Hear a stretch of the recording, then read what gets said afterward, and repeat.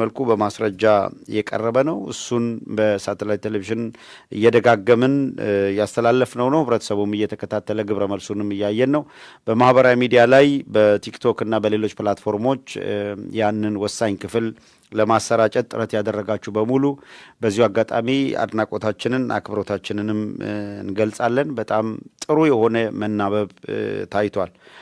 አሁንም ዛሬው በተመለከተ የአገዛዙ ጦር የአገዛዙ ኃይል ለተለየ የፕሮፓጋንዳ ስልት ሊጠቀመው ፈልጎ ያዘጋጀውን ምን አይነት ስልት እየተከተሉ እንደሆነ ማስረጃውን አቅርበን እነሱን ካጋለጥን በኋላ ተመሳሳይ ነገር ከዚህ በኋላ እንዳይሰሩ በር ተዘጋ ማለት ነው። እንደ ማህበረሰብም ቢያንስ አካሄዳቸው ምን እንደሆነ ተግባቦት ላይ ከደረስን ከዚህ በኋላ የሚፈጥሩት መደናገር አይኖርም ማለት ነው። በተለይ አሁን በለየለት ሁኔታ ወደ ውጊያ ሲገቡ ከትግራይ አንጻር የሚከተሉት የፕሮፓጋንዳ ስልት አለ። ከአማራ አንጻር የሚከተሉት የፕሮፓጋንዳ ስልት አለ። ከኤርትራ አንጻር የሚከተሉት የፕሮፓጋንዳ ስልት አለ። እነዚህ ከስር ቀድመው እየመከኑ ነው የሚገኙት። ብርሃኑ ጁላ ከትላንት በስቲያ ወጥቶ ባደረገው ንግግር አሁን እየተደረገ ያለው ጽምዶ የሚባለው እንቅስቃሴ በተለይ የ1960ዎቹ እንቅስቃሴ ነው በሚል አንስቶታል። የ1960ዎቹ እሳቤ በኢትዮጵያ ውስጥ ህገ መንግስት ሆኖ ኦህዴድ በዋነኛነት እየተገበረው ነው የሚገኘው። ምናብ አይደለም። 1960ዎቹ በደንብ ዘርዝረን አስቀምጠናል። የ1960ዎቹ ሐሳብ ነው ብሏል። የ1960ዎቹ ሐሳብ ግዘፍ ነስቶ ህገ መንግስት ሆኖ ብርሃኑ ጁላ የዛ ህገ መንግስት እኔ ነኝ ጠባቂው እያለ ነው። ማንንም የመክሰስ ሞራል የለውም።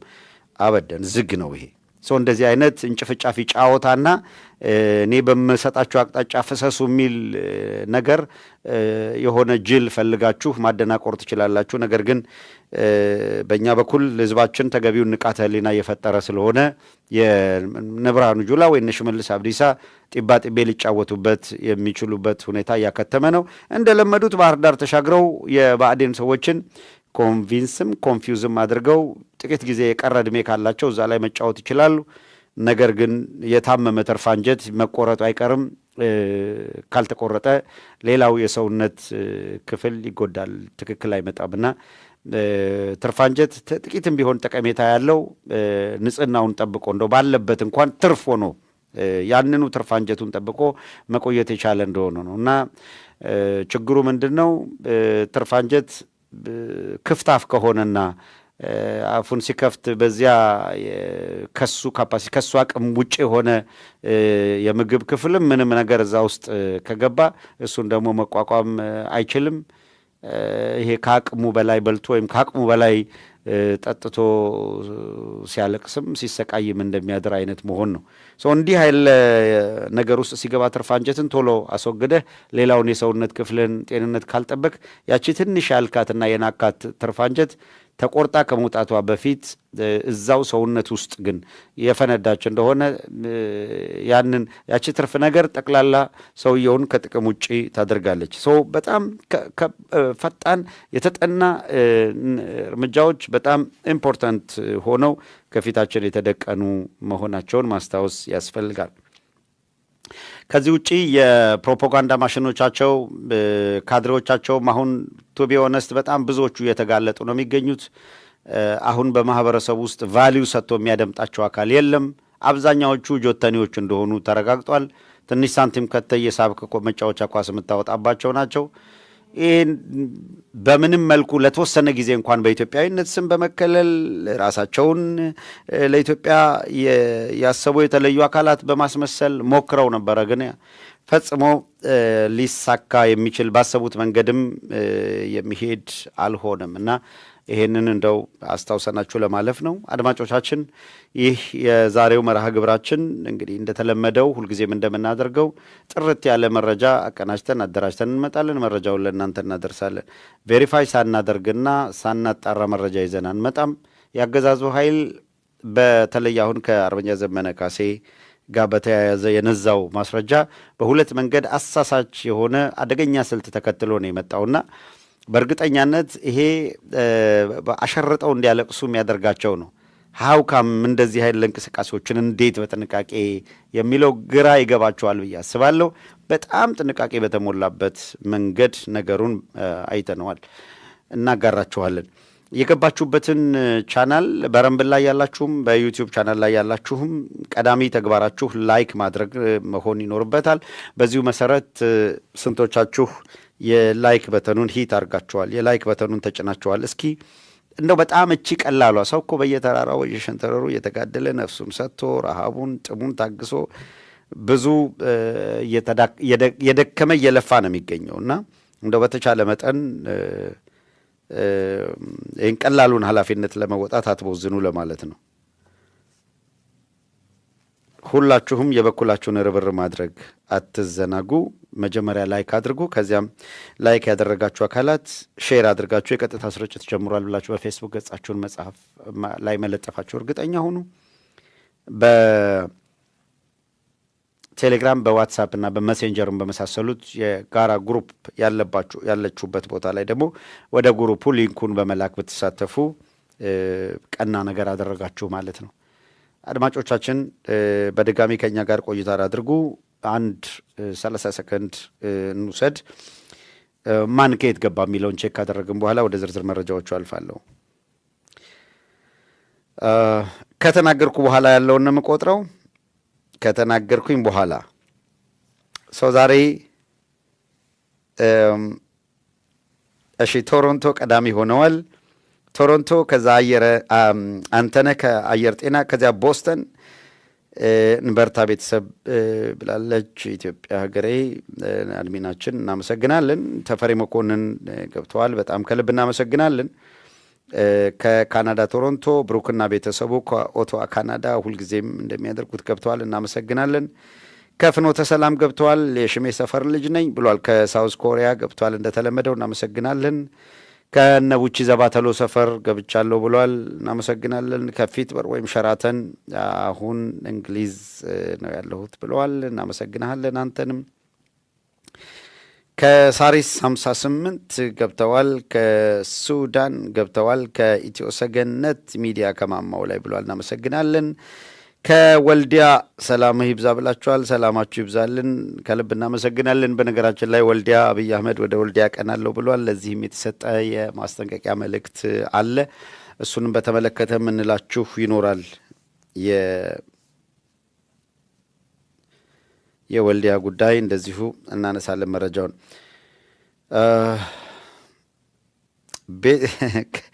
ከቤተል ነው ለቡቺ ጮርናቂ ወርውርልኝ ካለበት ብለዋል። ለእኔ ቀርባለሽ አደርሳለሁ። ይህንን እንቀጥል። ከጀርመን ገብተዋል። ከደጋዳሞት ገብተዋል። ከኒውዚላንድ ገብተዋል። በርቱ እናንተም። ከጋዜቦ አካባቢ ገብተናል ብለዋል። እናመሰግናለን። ከስዊድን ገብተዋል። ከጎንደር፣ ከሸገር ሲቲ፣ ከአውሳ አፋር፣ ከቶሮንቶ፣ ከልደታ ባልቻ ሆስፒታል፣ ከጉለሌ፣ ከ5 ኪሎ፣ ከጀርመን፣ ከኖርዌይ፣ ከአራብሳ አካባቢ፣ ከመራዊ ገብተዋል። የሽሜ ሰፈር ልጅ ከሳውስ ኮሪያ ቅድምም ብሎናል፣ ገብተዋል። እናመሰግናለን። መራዊ ባይዞ የአርበኛ ዘመነ ካሴ ትውልድ አካባቢ ነው። ከሱዳን ገብተዋል። ከዩኬ ላንችስተር ገብተዋል። ከአራብሳ ቦሌ መሆኑ ነው ገብተዋል። ከቀጨኔ መድኃኔዓለም፣ ከአቡዳቢ ፕሌኖ ቴክሳስ ገብተናል ብለዋል። እሺ ውታፍ ነቃ ያለ ከቤተ መንግስት ብሏል። ከጀርመን አለ፣ ከአዳነች ጓዳ፣ ከደብረ ማርቆስ ከየአካባቢው ዛሬ ገብታችኋል። እናመሰግናለን በጣም። ከቻድ ከአቃቂ አካባቢ ወልዲያን ይሞክሯት ብለዋል አንድ ተመልካቻችን። ያው እናደርሳችኋለን። ምንድን ነው አስተያየትም እናጋራለን። ከጅማ ከደብረ ማርቆስ ገብተዋል። ከደብረ ብርሃን ገብተዋል። ከአቤ ሐይቅ አካባቢ ብለዋል። እናመሰግናለን። ከመገናኛ 24 ሁላችሁም እጅግ በጣም ከልብ እናመሰግናለን። በድጋሚ እስካሁን ድረስ ኃላፊነት ያልተወጣችሁ አሁንም ቢሆን ከግማሽ በታች በጣም የራቀ ነው ላይክ ያደረጋችሁት ከገባችሁት መካከል በዚያ ምክንያት ነው። በነገራችን ላይ እናንተ ላይክ ባደረጋችሁ ቁጥር ወይም ሼር ባደረጋችሁ ቁጥር በሌሎች ወደ ፕሮግራሙ ያልገቡ ሰዎች ጋር የመድረስ እድሉ ከፍተኛ ይሆናል። ለዛ ነው ደጋግመን ሼር እንድታደርጉ የምናሳስባችሁ። ወደ ዕለቱ መረጃ እናልፋለን። ቀዳሚ የምናደርገው ኢሰመኮ የሚባለው ኃይል ብርሃኑ አዴሎ የሚባል ሰው ነው የሚመራው። እንደምታውቁት ብርሃኑ አዴሎ መለስ ጠቅላይ ሚኒስትር በነበረበት ጊዜ የጠቅላይ ሚኒስትር ጽህፈት ቤት ኃላፊ የመሆን እድል ተሰጥቶት የነበረ ከደቡብ አካባቢ የተገኘ ሰው ነው። ብርሃኑ አዴሎ ቀደም ሲል ከጠቅላይ ሚኒስትር ጽህፈት ቤት የጠቅላይ ሚኒስትር ጽህፈት ቤት ኃላፊነት ቦታ ከተሰጠው በኋላ በአቅም ማነስ ምክንያትና የተሰጠውን ኃላፊነት በአግባቡ ሊወጣ ባለመቻሉ የተባረረ ነው። አብይ አህመድ ወደ ስልጣን ሲመጣ ብርሃኑ አዴሎን ጠርቶ የደቡብ አካባቢ ማሟያ ለማድረግ በህዝቡ እንደሚጠላም የሰራውንም ክፋት ያውቃል። ነገር ግን ያው ህዝብ የጠላውን ህዝብም ደግሞ እሱ ሊበቀለው ፈልጎ የሚበቀለውን ነው አብይ አህመድ የሚሰበስበው። የህዝቡ ተወካይ የሚያደርገው ህዝቡን የገዛ ህዝባቸውን አምርረው የሚጠሉትን ነው የሚያመጣው። ምክንያቱም በራሳቸው ሰዎች እነዚያኑ የማህበረሰብ ክፍል መግረፍ፣ ማሰቃየት ስለሚፈልግ ነው። ዞሮ ዞሮ የብርሃኑ አዴሎ ክስረት ግን ለመላው የኢትዮጵያ ህዝብ የተረፈ ነው። በጣም ያልተጠበቀ አይደለም። ገና ወደ ስልጣን ብርሃኑ አዴሎ መጥቷል ሲባል የኢትዮጵያ ሰብአዊ መብት ኮሚሽነር ሆኗል ሲባል አብዛኛው ሰው በጣም በቀልዳቸው ፈገግ ነው ያለው። ምክንያቱም ራሱ ለምን ሽመልስ አብዲሳ አይሆንም? ወይም ራሱ አብይ አህመድ በቃ በትርፍ ጊዜ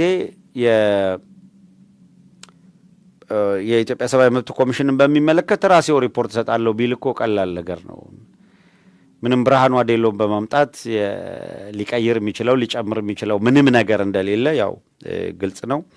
ለማንኛውም የአርሲን ጉዳይ በተመለከተ አድማጮች እንዳያችሁት በአርሲ የተገደሉትን እዛው ላይ በቪዲዮ እየታየ በኤክስካቫተር እየተቆፈረ በጅምላ እየተቀበረ ያያችሁትን ሪፖርት ዛሬ የኢትዮጵያ ሰብአዊ መብት ኮሚሽን ተብሎ ብርሃኑ አዴሎ ባወጣው ሪፖርት የሞቱት 3 ናቸዋል። ከ3 ውስጥ 2 ክርስቲያን ናቸው፣ አንዱ ሙስሊም ነው አለ። ካኒ ኢማጂን አብይ አህመድ ከዚህ በፊት መጥቶ አማራውን በጅምላ ወለጋ ላይ ቤኒሻንጉል ላይ በስቅጣጭ ሁኔታ ከጨረሱት በኋላ በአንድ ጉድጓድ ብቻ በአንዲት ቀን ከ200 በላይ አይናችን እያየ ተቀብሮ ሳለ መጥቶ ለአስከሬን የብሔር ኮታ አውጥቶ ሲያከፋፈል ነበረ። በተመሳሳይ ብርሃኑ አዴሎ የሚባለው አሽከር የሃይማኖት ኮታም መድቦ ኦርቶዶክሳውያን ማለቃቸው ይታወቃል እንደምታውቁት። እና ኦርቶዶክሳውያንን ገለው ሲያበቁ ለምን ሞትን ትላላችሁም ተብሎ ሙስሊምና ክርስቲያን አድርገው አደባልቆ ያቀረቡት የሞተ ሙስሊም በሌለበት ሙስሊም ሆነ ክርስቲያን ሆነ በመሞቱ ምክንያት ለምን ትገላላችሁ ነው የጥያቄው። የሆነ ሆኖ ግን በኦርቶዶክሳውያን ላይ የደረሰ ጥቃት የለም ለማለትና ዓለምን ለማሳሳት የተደረገ ጥረት ነው። ይሄ ግን ኦልሬዲ በቪዲዮ የተያዘ ምን ያህል ሰው ሞተ? እንዳውም አሁን የሟቾች ቁጥር ወደ 53 ደርሷል። ወደ 311 አካባቢ ቤቶች በእሳት ወድመዋል። ወደ ከ60 በላይ የተረፉ በህይወት ነገር ግን ከባድና ቀላል የአካል ጉዳት የደረሰባቸው አካላት አሉ። ንብረት እንደምታዩት በአካባቢው እንዳለ ምንድን ነው በከፍተኛ በሰፊ ኤሪያ የአየር ድብደባ የተካሄደበት ነው የሚመስለው። ሙሉ በሙሉ ድምጥማጡ ነው የጠፋ። በእሳት ነው ጠቅላላ ቀጠናውን የአጋዩት ኢንክሉዲንግ ቤተ ክርስቲያንን ጨምሮ ማለት ነው። ይሄንን ለማስተባበልና ነገሩን ለማዳፈን የሄዱበት ርቀት በጣም ዘግናኝ ነው። የሆነ ሆኖ እስኪ እንከታተላቸውና ያለውን ሁኔታ መረጃዎቹን ለማንሳት እንሞክር። ብርሃኑ አዴሎ ክህደት ነው የፈጸመው።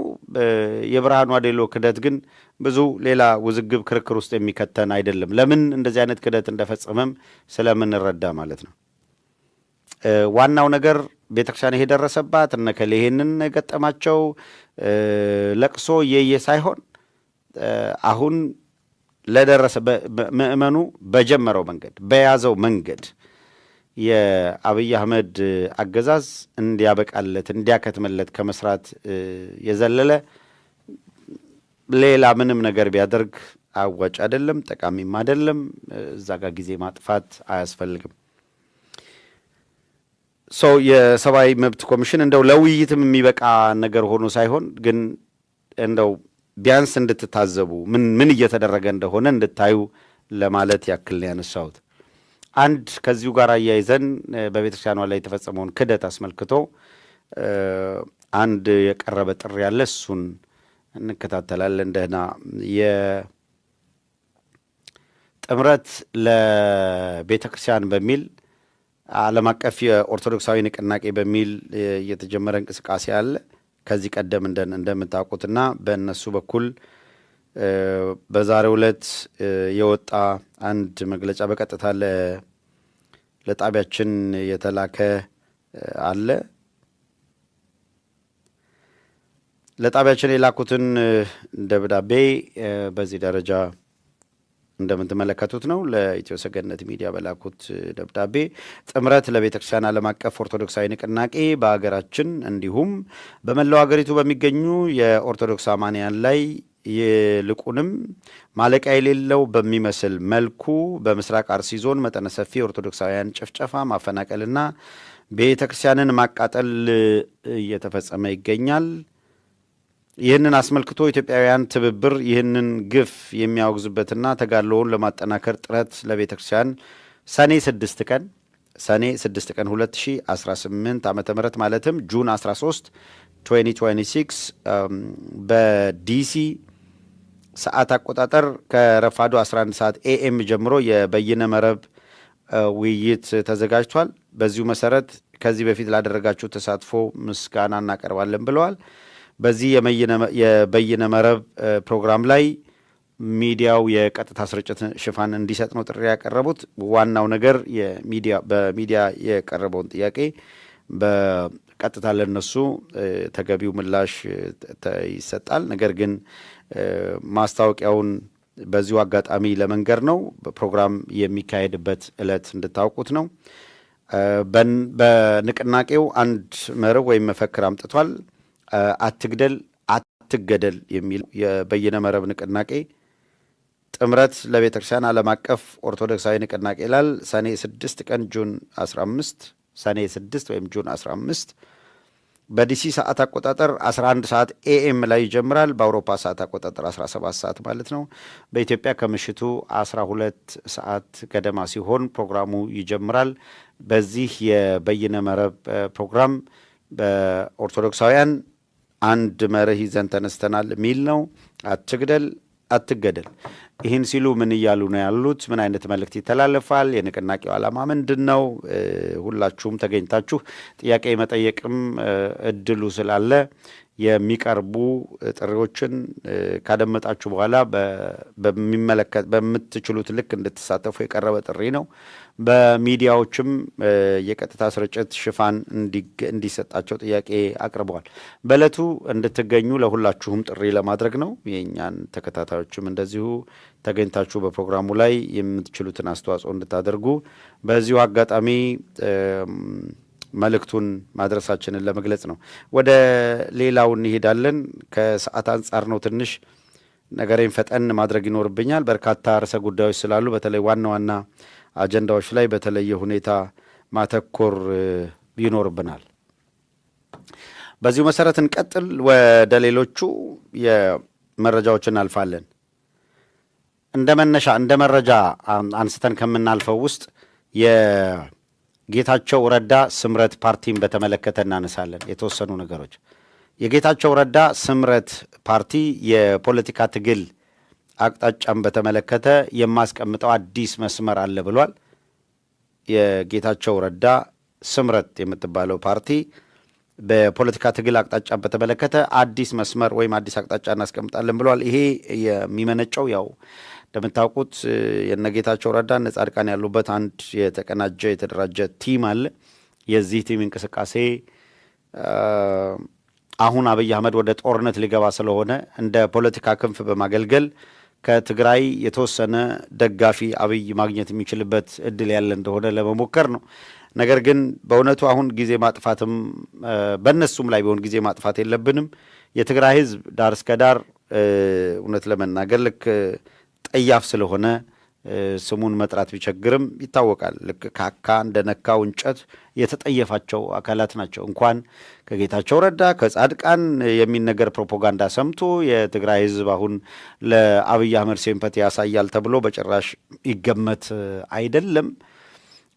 አንድ ኮመንሊ መግባባት የተደረሰው ከኤርትራ የተነሳ ኃይል በትግራይ ከባድ ጉዳት አድርሰዋል ባለፈው ጦርነት። ግን ያ በአብይ አህመድ ጋባዥነት የተፈጸመ ነው። ለተፈጸመው በደል ወይም ግፍ የተረጋጋ ሁኔታ ሲፈጠር ማን ካሳ ይከፍላል፣ ማን በህግ ተጠያቂነት ያመጣል፣ እነዚህ በኋላ የሚታዩ ሆነው ምክንያቱም በ27 ዓመት ጊዜ ውስጥ የተቋጠረ ቂም በኋላ በንጹሐን ላይ የሂሳብ ማወራረጃ ሆኗል። ቀደም ሲልም የፖለቲካ ኃይሎች በሰሩት ስህተት ከዚህም የደረሰ ጉዳት የለም ማለት አይደለም። የኤርትራ ዕጣ ፈንታ ሲጅ ተደርጋ በማዕቀብ ዙሪያ ገባዋን ታስራ የቆየች አገር ሆናለች። ይሄ ደግሞ ማህበረሰቡ በኢኮኖሚው ድቀት ምክንያት አገሩን ጭምር እየተወ እንዲሰደድ ምክንያት ሆኗል። መጎዳዳቶች አሉ፣ በዚህም መጎዳዳቶች አሉ። ከዚያም ደግሞ ሀብት ንብረታቸውን አፍርተው ተረጋግተው የኖሩ የነበሩ ደግሞ በፌስታል እንኳን በቅጡ ልብሳቸውን ሳይሸክፉ ተባረው በእግራቸው እየተጓዙ ደግሞ ስደተኛ የሆኑበት ሁኔታ አለ። ዝሆኖች ተጣልተው ሰበሩት ድንበሩን እንዲል ቴዲ አፍሮ ማለት ነው። ሰው የደረሱ ጉዳቶች ቢኖሩም እንኳን አሁን በቁስል አከካ ላይ ተመስርቶ ኦህዴድ በአጠቃላይ ሰሜናዊ ኢትዮጵያን ለማጥፋት የሚያደርገውን ጥረት ማገዝ ቀጠናውንም አገሪቷንም ችግር ውስጥ የሚከት ነው በሚል የመተባበር ስሜቶች በዚህም ይስተዋላሉ። ሁሉም አካላት የመጥፋት አደጋ ስለተጋረጠበት ላለመጥፋት የሚያደርገው ትግል ነው።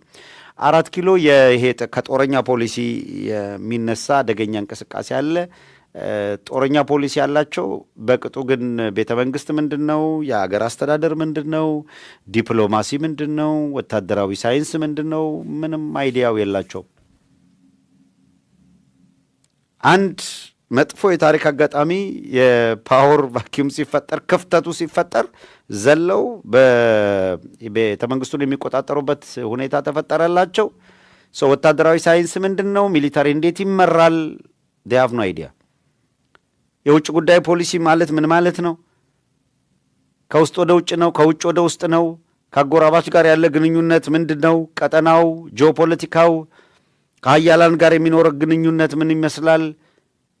ምንም አይነት ነገር። የኢኮኖሚ ጠቀሜታ፣ ወታደራዊ ትብብር፣ እነዚህ ከማን ጋር ምን አይነት የዓለም ነባራዊ ሁኔታ ምንድን ነው? ይሄንን የሚያጠና የሚተነትን በዚህ አቅጣጫ የሚያስቀምጥ ምናምን የሚባል ነገር የለም። ዜሮ። የሀገር ኢኮኖሚ እንዴት ሊያድግ ይችላል? ማክሮ ኢኮኖሚው ፈታኝ ቅርቃር ውስጥ የገባበት መሰረታዊ ምክንያት ምንድን ነው? ኢትዮጵያ ምን አይነት ብለሲንግ አላት? ምን እድል አላት? የመልማት እድል ከምን ተነስቶ ነው የሀገሪቷን ኢኮኖሚ ማሻሻል የሚቻለው? የማህበረሰቡ መሰረታዊ ጥያቄ ፍላጎቶች፣ ቀዳሚ ፍላጎቶች ምንድን ናቸው? ከኢኮኖሚ አንጻር ለአደጋ የሚያጋልጡን መሰረታዊ ምክንያቶች የትኞቹ ናቸው? ቅድሚያ ፕራዮሪቲ የትኛው በምን ሁኔታ ሊሰጥ ይችላል? በቀላሉ ካፒታል የምናፈራበት ነገር ምንድን ነው? ማንም ይህንን ሊያጠና ሊያሰላስል የሚችል ነገር የለም። ኤፒስቲን ከሚባል አንድ ሃይላንድ አዘጋጅቶ ህፃናት አንደረጆችን ለዓለም ባለሀብትና ባለስልጣናት ሲቸበችብ የነበረ ሰው ልዩ የቢዝነስ ሴክተር ነበረው። በአጋጣሚ እንደ አብይ አህመድ ያለ ሰው በኢትዮጵያ ውስጥ ስልጣን ሲይዝ እንደ ጎልደን ኦፖርቹኒቲ አዩት። የኢትዮጵያን አብይ አህመድም እነዛም በኢትዮጵያ ውስጥ የካልቸር ሬቮሉሽን እናመጣለን ብለው ያምኑ ነበረ። ስለዚህ ለአብይ አህመድ ጠቀም ያለ ገንዘብ ተሰጠው። በነበረው ስምምነት መሰረት ሰው በየክፍለ ሀገሩ ለኔፕስቲን ፕሮጀክት የሚረዳ የሎጆች በከፍተኛ ኢንቨስትመንት እንዲሰሩ ትእዛዝ ወረደ። እልህ አስጨራሽ በየቦታው በየቀጠናው ጦርነት እየተካሄደ ዜጎች ታፍነው እየሄዱ መንግስት የሚባለው አካል ዋነኛ ተቀዳሚ ዓላማው የዜጎችን ደህንነት ማስጠበቅ ቢሆንም እንኳን የዜጎችን ደህንነት ከማስጠበቅ ይልቅ የነ ኤፕስቲን ፕሮጀክት ፋታ የሚሰጠው ስላልሆነ ኢትዮጵያ ኦሎምፒክ የምታዘጋጅ ትመስል ወይም የዓለም ዋንጫ የምታዘጋጅ ይመስል በየቦታው መብራት የተብረቀረቁ መብራቶች መስራት ላይ ነበረ ትኩረት አድርገው የነበረው። ኤንዌይ በዛም በዚህም እንውሰደው፣ የሰው ካሰበው ፈጣሪ ያስበው ይበልጣልና የኤፕስቲን ፕሮጀክት የበርካታ ህፃናትን ህይወት ከዚህ ቀደም ያበላሸ ቢሆንም በኢትዮጵያ ደግሞ መሰል ሁኔታዎች ተከስተው የህዝቡ ባህል፣ ሃይማኖት ችግሩ እስከ መውደቁ በፊት አትሊስት ለጊዜውም ቢሆን እንዲገታ ሆነ። በዚሁ አጋጣሚ ሰሞኑን ስንነካካው ነበር፣ በስፋት እንመጣበታለን ብለናል፣ ነግረናችኋል። የኢትዮጵያ ውስጥ አብይ አህመድ በትምህርት ስርዓት ውስጥ ታምናላችሁ? ይህንን በኢትዮጵያ የትምህርት ስርዓት ውስጥ የአምስተኛ ክፍል ተማሪዎች የአምስተኛ ክፍል የመማሪያ መጽሐፍ ላይ ህፃናቱ የአራተኛ ክፍል የአምስተኛ ክፍል ተማሪዎች ጾታቸውን እንዲመርጡ ካን ኢማጂን። እግዚአብሔር ሲሰራህ ወንድ ወይም ሴት አድርጎ ፈጥሯል። ጾታን በምርጫ እናደርጋለን የሚለው በዚህ በምዕራቡ ዓለም ምን እንደሆነ ታውቃላችሁ?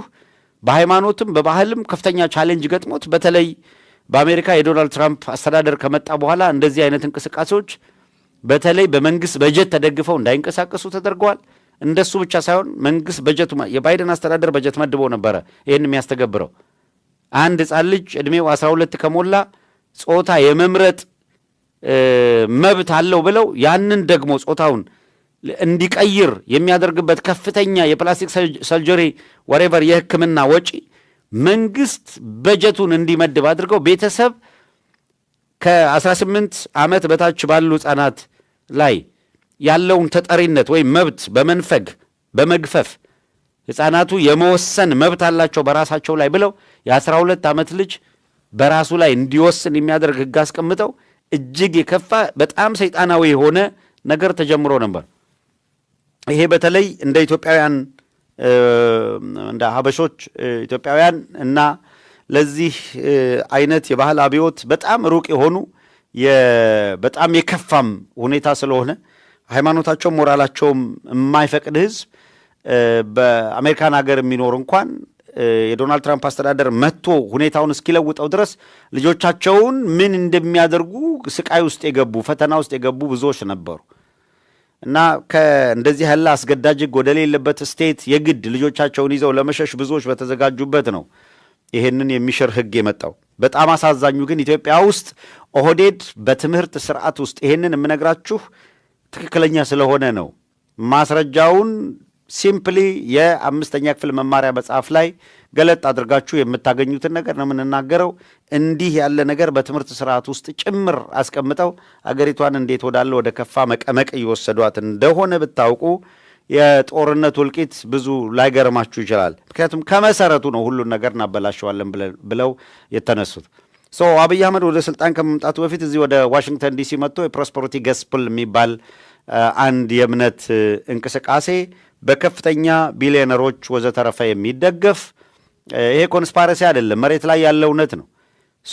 ይሄንን መሰል ፕሮጀክታቸውን በዓለም ላይ ለማስፋፋት በየሀገራቱ የመንገራገጭ የፖለቲካ ሁኔታ ለውጥ በመጣ ቁጥር እነሱ የሚፈልጓቸው ሰዎች በገንዘብም በማናቸው መንገድ ተደግፈው ወደ ስልጣን እንዲመጡ ያደርጋሉ። እነዚያ ባለስልጣናት ዋስትና የሰጧቸውና ወደ ስልጣን ያመጧቸው እነማን እንደሆኑ ያውቃሉ።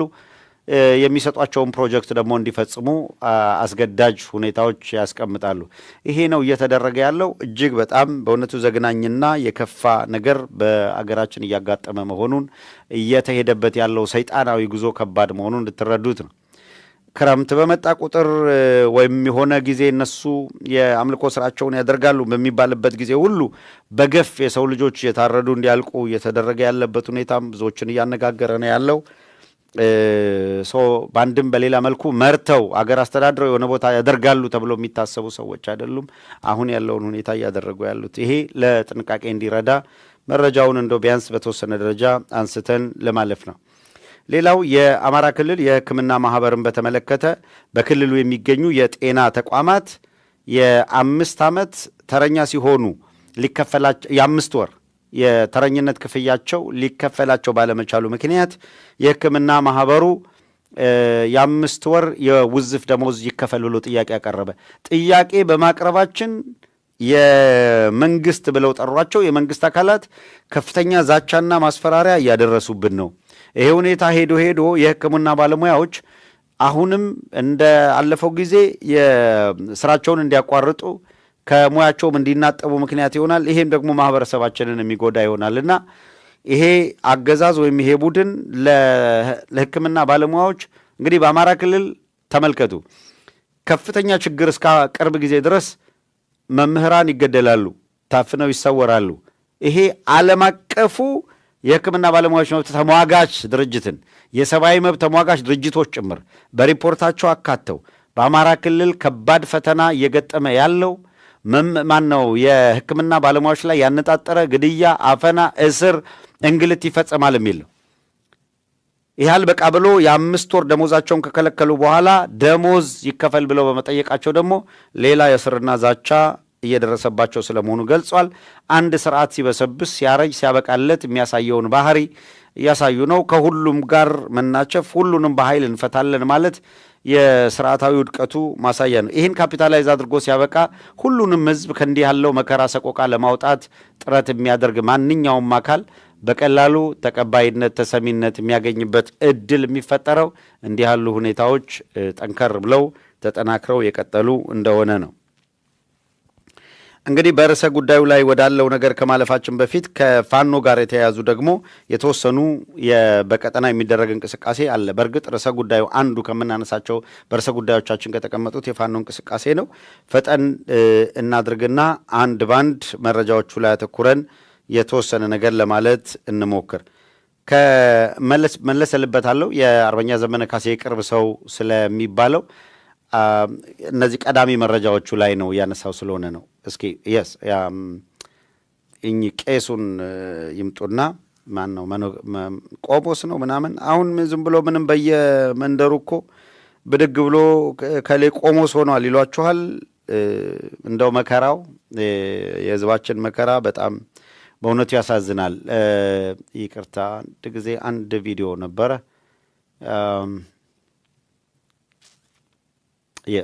ይቅርታ ቪዲዮ የስ 31 ይቅደምና ከዛ የሰውየው ይከተላል። 31 ላይ አንድ ቪዲዮ ከትላንት በስቲያ አሳይተናቸዋል። በሌላ አንግል የተቀረጸውን ስሙት። መጀመሪያ ሰው መረጃውን አቀበለናቸው። ቁጭ አርጋችሁ 8 ዓመት ሙሉ ሻማና ጧፍ እያበራችሁ መቀጠል ከፈለጋችሁ አዎ ትክክል ናችሁ። እያስገደላችሁ ያላችሁት እናንተ ናችሁ። እናንተ ተባባሪ የሆናችሁ ለዚህ መንግስት ተባባሪ የሆናችሁ ምዕመናንን እያስጨረሳችሁ ነው። እስከ መቼ ሻማ ታበራላችሁ? ስንት ዓመት ነው ሻማ የምታበሩት? 8 ዓመት ሙሉ አጠገብ ያለውን የብልጽግና ካድሬ አስቀምጠ ስንት ዓመት ሻማ ታበራላችሁ? ለእናንተስ ለህሊናችሁ አይቆረቁራችሁም ወይ? የሚፈሰው የንጹሃን ደም እስከ መቼ? እሳቸው እንደማንኛውም ክርስቲያን ናቸው። ክርስቲያን ስለሆኑ አታከላክሉት። አሸርጋጅ ነው። ከቁመታቸው በላይ የሚያክል ውስኪ ይዘው ለሽምግልና የሚሄዱ ጳጳሳት ዛሬ የብልጽግና ኪስ እየሞሉ ወገኖቻችንን እያስጨረሱ ነው። ይህን ገፈር ብላችሁ ተናገሩ። ጊዜው ነው። ይሄ ነው። የት ቦታ ልታወራ ነው? አባ ዘላማን የሞቱ ኦርቶዶክሳውያን አረጉ እንዴ? የት ቦታ ነው የሚወራው? እስቲ ንገሩ። ክቡር አምባሳደር ተስፋዬ ባለቤት እንደው ጭንቅላት ይኑራችሁ። ለራሳችሁ ክቡራን ተቃውሙ። እስቲ ማን የገደላችሁ? ንገሩ። ማን ገደላችሁ? እባክህ በጣም ያሳፍራል። የተሸከማችሁ ለመጸለይ ነው የመጣ ነው። እግዚአብሔርን ለማመስገን ነው የመጣ ነው። ከዚህ ያለፈ አጀንዳ ያለው ሰው ካለ እዛ በቦታው ያለው ለሁሉም ቦታ አለው። ስላንተ ቀኑ ይሄ በአገረ እስራኤል የሆነ ነገር ነው። የአርሲ የተገደሉ ወገኖችን በተመለከተ ነገሩ የቆጨው፣ ነገሩ ያሳዘነው፣ ነገሩ ህመም የፈጠረበት ከምዕመናን አንዱ የወገኖቻችን እየተገደሉ ነው የሚል ቅሬታ ያሰማል። በዚሁ አጋጣሚ በአገረ እስራኤል አምባሳደር ሆነው የተመደቡት ሰው እዛ መድረክ ላይ ተገኝተዋል። አሁን ዝም ብለው አንድ ፍሬ ወጣቶች ተመልምለው መስቀል ይዘዋል እንደምታዋቸው። ግን በፈጽሞ እንደው በቀን 1000 ኦርቶዶክስ ታረደ ቢባል ጉዳያቸው ያልሆነ ማለት ነው። አሁን እኚህ ቆሞስ ማን ነው መነኩሴ በመድረኩ አካባቢ አገር ያዝልኝ ሲሉ የነበሩት አምባሳደሩን ነካችሁት። ልጁ አምባሳደሩ እዛ መጥቶ ተቀምጧል። እስከ መቼ ሻማ ታበራላችሁ? እናንተ ኦርቶዶክሳውያን ናችሁ። ለምንድን ነው የሚያልቁት ወገኖች? የሚሰማን አጣን፣ የሚደርስልን አጣን እያሉ እያለቀሱ ነው። አብያተ ክርስቲያናት እንደ ጧፍ እየተቃጠሉ እናንተ ቤተ ክርስቲያኗን እያቃጠለ ቤተ ክርስቲያን ተቃጥሏል፣ ነገም ይቀጥላል የሚለው አብይ አህመድ አምባሳደር አድርጎ የላከውን ሰው ቤተ ክርስቲያን አውደ ምሕረት ላይ አምጥተው አስቀምጠው መስቀል ይዘው ለምን ክርስቲያን ይገደላል የሚለውን ሰው ከግቢ ውጣ ብለው ያስወጡ እነዚህ ናቸው። አሁን ንገሩኝ፣ እኚህ ሰው መንፈሳዊ ናቸው? የቤተ ክርስቲያን ሰው ናቸው? የምር ከእጃቸው መስቀል ተሳለማችሁ እንድናለን ብላችሁ ነው የምታስቡት? ምዕመናን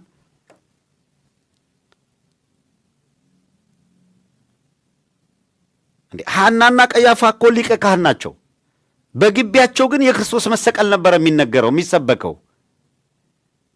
አይ ከነ ችግሩም ሊቀ ካህን ናቸው ብላችሁ ሂዳችሁ ልትንበረከኩ ነው ወይ?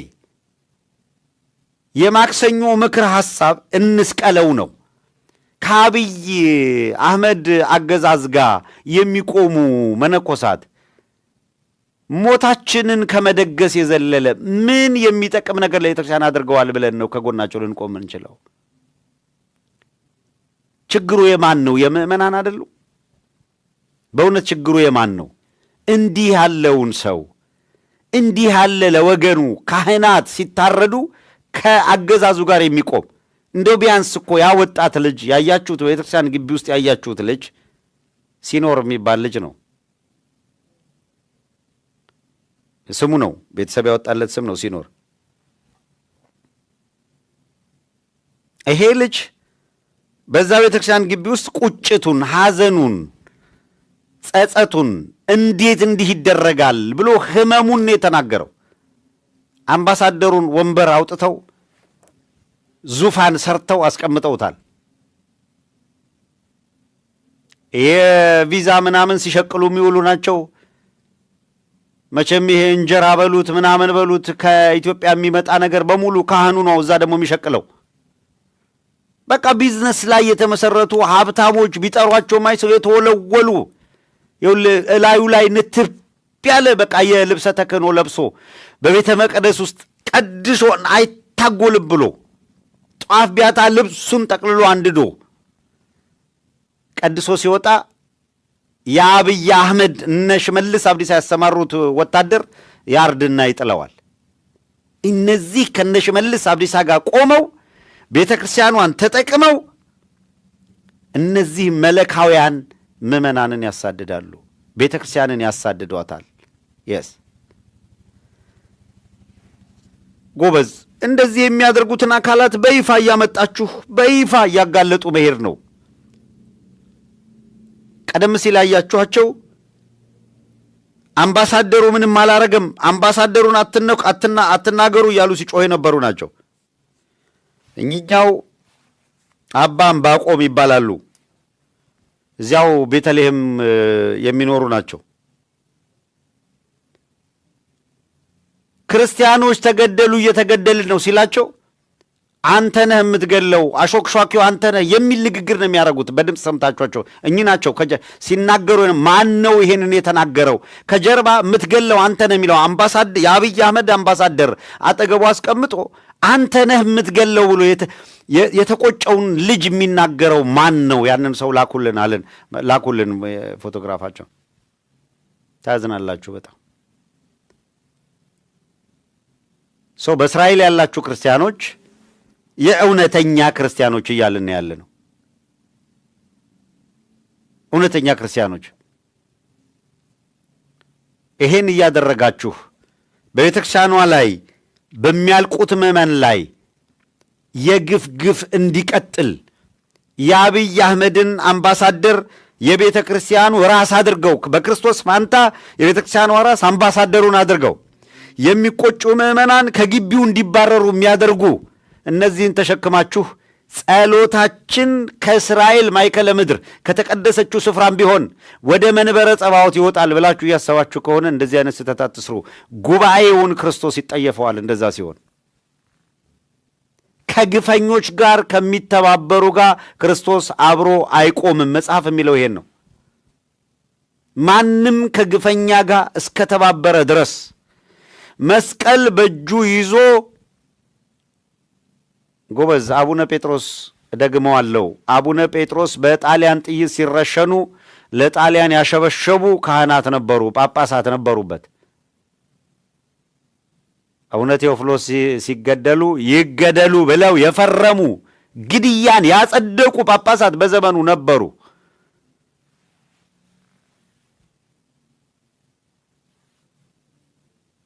በድፍረት ማቅ መልበስ፣ ማዘን፣ ማልቀስ የነበረባቸው ከዚያ ወጣት በላይ ስለ ምዕመናን መታረድ ማንባት የነበረባቸው መንበርከክ የነበረባቸው እነዚህ ነበሩ። ግን በየ15 ቀኑ ኢትዮጵያ እየደረሱ ይመጣሉ። ግን ንግዳቸው ይተጓጎላል። የሰሩትን ሕንፃ አከራይተው እንዳይኖሩ ፕሪቪሌጅ ያጣሉ። ስለዚህ አትንኩብን፣ አምባሳደሩን አትንኩብን ይላሉ። እዛው ላይ የውላችሁ ያንን ልጅ ሂዱጣ እያሉ ተሳድበው አሾክሿኪ ምናምን ስድብ ትሰማላችሁ ከአንደበታቸው። እዛው መድረክ ላይ ሆነው አስቀድሰው ወጣው ብለው